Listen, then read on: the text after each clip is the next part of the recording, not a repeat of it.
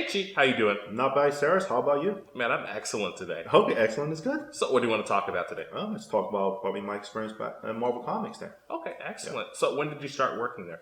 I started working there in 1993. Okay. It was actually started out as an intern at Marvel Comics because high school I was in, high school art and design back then, had a continuous internship program with Marvel Comics. Yes. Yeah. So there was actually a lot of people don't know there was a lot of very famous Marvel artists that started out from my high school, and they got into an internship program too. Yeah. Joe Madera being one of them. He's a very well known, top artist right now. That's at Marvel. Also, I think works in the gaming industry currently. There was also Mark Texera, who was also I think a graduate sometime in the early '80s as well. Sure. So, what was it like when you were working there? It was a lot of fun. Yeah. It was probably the best time I've had. Because you talk about right after high school was over. The internship ended. Marvel usually hired the interns, for part-time work at Marvel in the editorial office. So I started working there. I mean, you talk about back then I was a kid that just graduated, wanted to work, wanted to get in the comic book industry. So suddenly I'm there. Not only working in the comic book industry, I'm working at the #1 comic book company in the world. Sure. Yeah. So it was an unbelievable amount of excitement and fun because you get to meet people that you kind of go, oh, these are guys I see their names in the books when I flip through the credits. Yeah. There it is. I see them walking around the bullpen. And the other thing is, because back then, I think the comic book fandom is very different from now. Back then, we don't have the internet. There's not that many conventions like the way we do today. Mm-hmm. So in order to meet somebody who liked comic books, it was very difficult. Yeah. So maybe because I was in high school, in art school, so a lot of my friends do read comic books. But beyond that, you don't meet anybody who has this similar interest. So being in Marvel Comics was like, wow, I'm suddenly meeting with everybody there. Yeah. Talks and lives and breathes comic books. Sure. I mean, and just like, this is the best job I could ever have. Right. That's pretty exciting. Yeah. So, what were some of the books that you got an opportunity to work on? Well, when I first started out, I worked on Barbie. Okay. Yeah, it was funny because it's a weird thing because when you're an intern, it's not that easy to get work, to get hired. I mean, you kind of have to like bum around saying, do you have anything for me to do and all that. And I got, I was offered to color, Barbie comic book. That was my very first gig. I got it and I got fired off of it too. Yeah, Marvel was a weird way. So I could get fired off of Barbie, but that's what happens. And then from there, I ended up doing, I think the regular work I got after was G.I. Joe. Okay. Yeah, started issue 145. I remember that. That's exciting. Yeah, and then did it for about 10 issues or so, before G.I. Joe was canceled. But because I kind of grew up with the Transformers and G.I. Joe generation, working on that book was kind of exciting too. It was like, oh, I know the character, I know this stuff, and I felt a little bit more closer to those characters than most of the other Marvel comic books at the time. Yeah. Because you grew up with the cartoons on TV. Sure. Marvel at the time didn't have cartoon characters on TV, so those were more familiar to me. So what was the environment like working at Marvel? Marvel, when I was there, was called the second golden age of comic books. Yeah. And that really meant because there was a lot of money. There's comic books was doing great gangbusters. There were comic book shops, around every corner of the streets at that time. Yeah. So this is like right out of high school, 18. Once I got hired as a colorist to do work at Marvel Comics, I could go around the editorial office and people would be like, "Hey, are you busy with something this week? We got work for you." And we'll walk out with a stack of stuff to color.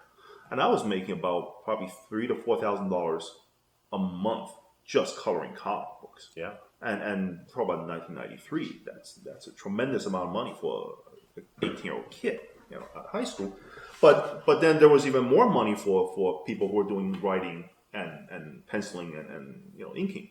The artists and the writers get a royalty percentage. I mean, I knew people that was getting like $10,000, $20,000, $30,000, royalty check, every month. So it created this really, I would say, very competitive, but also very happy environment because people were getting paid. People were happy to be working there. People had a good time, and it felt like it was never going to come to an end. Yeah, That's pretty exciting. So what happened then? Why is it so different now? Well, first thing that happened was there was a whole decline of the comic book industry.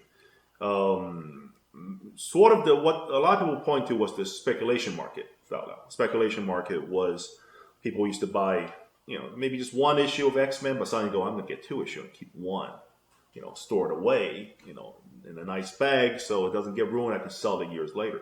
And the market kind of went through a boom because of that. Right. But then afterward, people found out, like, wait a minute, if you have 2 or 3 copies of X-Men, #1, and Tommy over there has also got 3, 4 copies. Everyone's got like extra copies. Who are you going to sell it to? Correct. And so I realized these books became kind of worthless because it's kind of like, supply and demand. So the supply is so much greater than the demand, people couldn't sell them anymore. So the market kind of bottomed out very quickly. And then on top of that, there were other issues like distribution, distributors going under because Marvel purchased one of them and mismanaged the whole business. There was kind of an overspending when there was money. And then, of course, suddenly mismanagement and it all collapsed on top of each other. Right, that makes a lot of sense. And then Marvel, not only Marvel, DC, in the entire comic industry went through a drastic contraction. And that was very, very unfortunate, because I was there having a good time and suddenly, next thing you know, you can't get work anymore. Instead of going around the office and people handing you work, you're kind of begging for work. Like, you guys got anything this week? Oh, okay, you don't? Oh, well. But that was also because they slashed the number of books. I think at one point, Marvel was probably close to having 100 books coming out every month. It was maybe dropping half of that. Really? It dropped that much? Something like that. I don't remember, but I knew they were just canceling titles left and right at that point, trying to save money. And it felt like probably about half of it was gone, overnight. Mm-hmm. That makes a lot of sense. Yeah. So I assume then that a lot of people sort of had to move into other industries or other types of work in order to just sort of get by. I know there are people that went into advertisement and marketing. I knew there were people that even just outright quit the industry. Just kind of became heartbroken. They said, "No, I can't do this anymore," and they left. And it was, I would say the late '90s was a horrible time to be around the comic book industry. I mean, at one point I even said, that's it, I'm done. I'm just not going to bother with it anymore. And it's it's even thinking back then, you kind of go, "Ooh, what a horrible time! There's so much regret."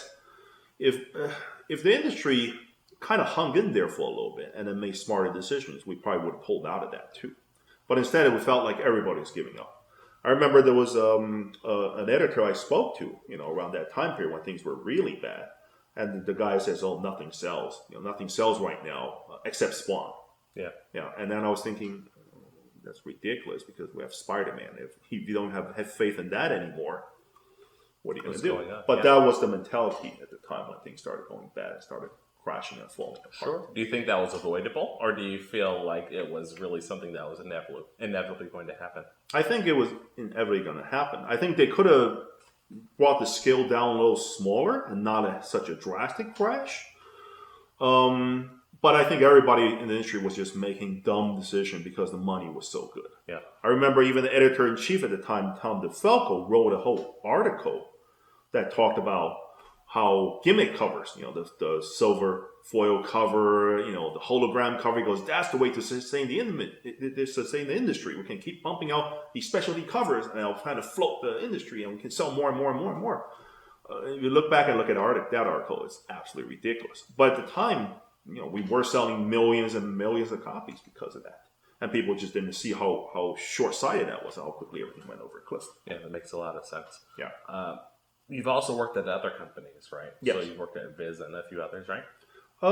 Viz came much later, but I actually worked for both DC and Archie around that same time when I was at Marvel. Because a lot of times you have editors that would, either quit Marvel or get hired at other places, and they would go over there and then they become your contact. You call them up. Yeah. And naturally they say, yeah, I'll give you some work and all that. I would say DC is of course, the most prominent competitor to Marvel Comics, but DC was very, very different from Marvel. Right. Where Marvel, you go in, everyone's kind of wearing t-shirts and jeans, running around with water guns sometimes during the summer, and nobody cares. It was much more relaxed in its atmosphere. But besides that, Marvel was very professional. You go in there, people at least make sure, we got to turn in the work today, make sure it's hit the deadline and stuff goes to print. All that is there. But Marvel was but when you go there, it felt like high school never really ended. Yeah. It was just the extension of that, the way people operate, they talk, and the way they handle themselves. DC was was very corporate. Yeah. You go in, they got to buzz you in. They got to have the editor come and get you and bring you in. Everyone's wearing suit and tie. And it never changed, I mean, even when I first went up to DC, I think around 94, 95, and all the way till 2000, it was still like that. But Marvel was kind of like, yeah, you can, you sometimes you just want to go hang out, you can hang out. DC, you cannot go in and hang out. Really? Yeah, oh yeah, no. You can't say, I'm just here to talk to my buddy today. But Marvel, the way it worked was, if as long as you hit that deadline, they don't care how you hit that deadline. Yeah. You can just, as an editor, you can goof off and not do anything. Of course, we don't have internet back then that really was as advanced as now. But you editor, you can browse on the internet all day if you want. But as long as the book's shipped on time, it goes to the printer and it hits the retailers, nobody cares. Yeah. DC, you go in, it's like you sit very rigidly. You sit down because the guy next to you across the desk is wearing a suit and tie, so you become feeling a little bit more tense. And you can't really go from one office to another just to poke your hand and go, "Hey, how you doing today? You have any work for me?" You gotta call in advance and talk to people. Really? And to set up an appointment so you can, so otherwise they don't let you go in. That sounds like Microsoft and Apple almost. I guess it's kind of like that. Something along those lines, Yeah. But then you can see an environment when it's they allow a little bit more freedom. The creativity is really soars. That people want to be there, people are happy to be there, you're having a good time. So you're far more creative. Yeah. You can do much more better work. And it's always kind of been like that at Marvel. And then DC, because it's far more corporate, it feels more constrained. Every time you look at a book, it just feels a lot more constrained. It feels like an older generation's working on that stuff, where Marvel is young and exciting. Well, most people don't even know Marvel had their own baseball team. Really? Oh yeah, they would play every year against the DC team. Okay. And guess which team wins every year? Well, is it Marvel? It's always Marvel. Yeah, because Marvel's always the younger guys. Mm-hmm. They're always hiring young people. They're always getting people like interns like me, either from high school or from college. So basically, when you're at Marvel, you're around guys that were like probably between 20 to 30. And DC feels, when you go there, it's more like 30 to 45 and up. So of course, Marvel's going to win the softball. Right, makes a big difference. Yeah. Yeah. Even too, you have to think about just the age group that you're bringing in. That would affect the kind of work that you're actually putting out. Sure. Because your main demographic, I'm assuming, is much younger. Yes. And so if you have people working on books that are a bit closer to that age, it might be a little bit easier. Oh yeah. Your final products speak closer to your customer base. Right. Because the customer base is your high school kids mostly, high school and college kids, and people just come out of college with some exciting ideas. It's not like they could go and suddenly become writers, but when you're in the editorial office, ideas are always being talked about, bounced around. Like, oh yeah, I was watching that I saw that new movie. Yeah, okay, that's a good idea. Yeah, I want to see it with you. That's kind of cool. Maybe put a little bit of that in the comic books. Yeah. So, but DC, you go in, they're just so corporate.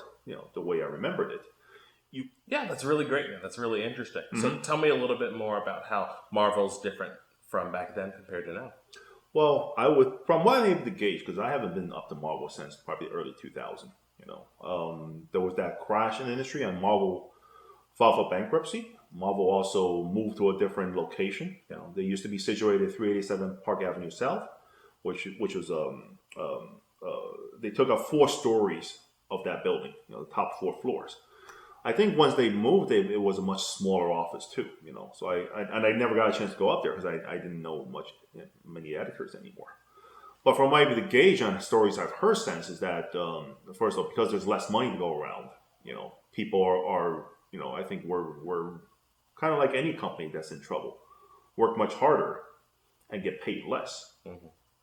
And you can kind of see in their books they're not as fun as it was. There was a certain sense of freedom when you look at old Marvel comic book. Anything goes. They didn't care. They can put the stupidest jokes in there and get away with it. And you look at any comic book from Marvel now, it feels very, very restrained. It feels like people are not having a good time producing comic books. It feels there's a lack of excitement in a lot of their products. And I think that really comes through, in any creative medium. When people are having a bad time, like you've seen it. If you see a movie where the actors or the director is not happy, the result is usually a pretty terrible movie. Yeah. Yeah, and I think that's the kind of feeling I get from that. And then of course you heard stories about how interns get yelled at for using an extra paper clip and stuff like that. Can't confirm it, but I wouldn't be surprised. Because I had a lot of people telling me that other sources online would confirm weird stuff like that too.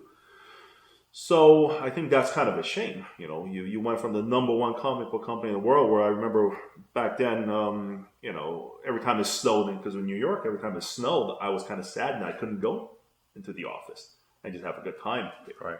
How often do you find a job like that? Not often. Yeah, where you're most like, people really enjoy God, what they're doing. Yeah, oh my God, snowing, I can't go. Right. So I think I would probably, my best educated guess is just that the environment has completely changed. Maybe it's gone more corporate too. Much more stricter than where it is. I remember the last days I was there. When shortly after bankruptcy, they were firing people left and right. When you went up there were just piles of computers just sitting there. Really? Yeah, oh yeah. Just because they were getting rid of people, so they had nowhere to stack it. They would just, throw it. Just put it in the corner. Yeah. Okay. It was a mess. I remember you going, "Ooh, what happened?" The company didn't feel like this. As opposed to back then, you go to Marvel, you felt energized. It was just, oh yeah, I'm here, man. It's going to be great. Like comic books, this is fun. And somebody's always coming in to either tell you, hey, you hear about that that's going on in the office the other day, or they're like, yo, did you see the latest movie? There's such a a closeness to these people when I was there. And you really felt like, boy, I could be there forever. And I think everybody who worked there wanted to be there forever. Yeah. But it's in the past. But of course, we're doing our own company, Brushpix Comics, right now. Mm-hmm. And we want what I really want is to bring that kind of excitement and fun back into our company. Right, that makes a lot of sense. sense. We want people to say we're having a good time doing comic books. We love what we're doing. Oh, I love what you're doing. This is great. That's exciting. I'm going to steal some of that and put it into my work. It's how it used to be in Marvel, where they see each other and they go, oh, I'm inspired to do more.